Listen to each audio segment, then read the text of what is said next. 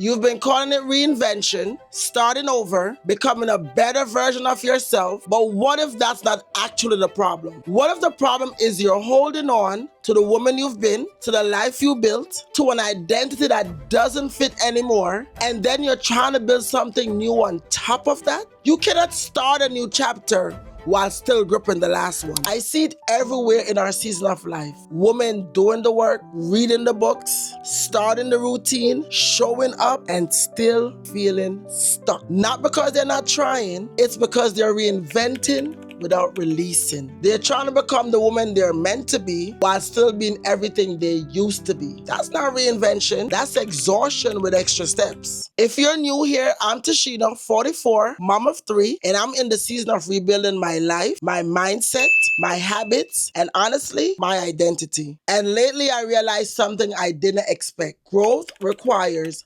letting go. I've talked about feeling stuck in my 40s. That plateau that looked like functioning but felt like standing still. But what I fully didn't say was this: the thing keeping me stuck wasn't my circumstances, it was my identity. I was still operating as the woman I had been, the one who kept the peace at her own pace, who measured her worth by how much she was managing, who put everyone else first and called that strength. That woman had served me, she got me here, but she wasn't a woman I was becoming, and I had to let her go. One of the hardest part about growing isn't about becoming someone new. It's about letting go of what you used to be. It sounds simple, but it's not. Because you're not just letting go of habits, you're letting go patterns, mindset, even identity. And that's something that you've been comfortable with for a long time. It's familiar. And sometimes you have that, this is just who I am mindset. And sometimes we stay the same, not because we want to, but because it feels safer than changing. Now the real stuff.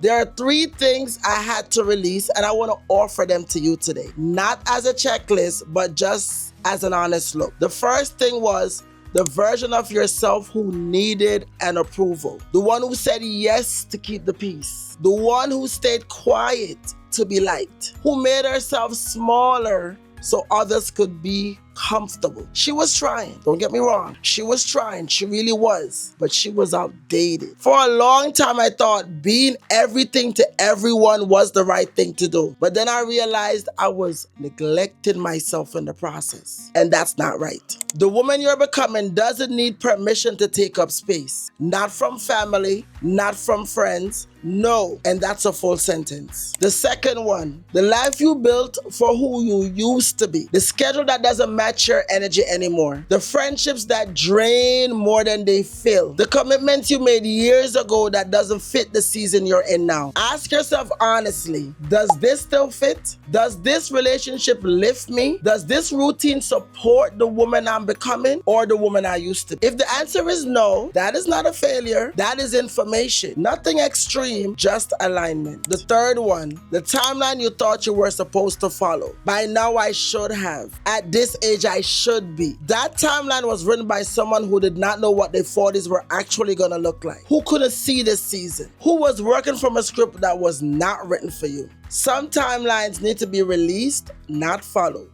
Your only timeline is the one that honors who you actually are right now.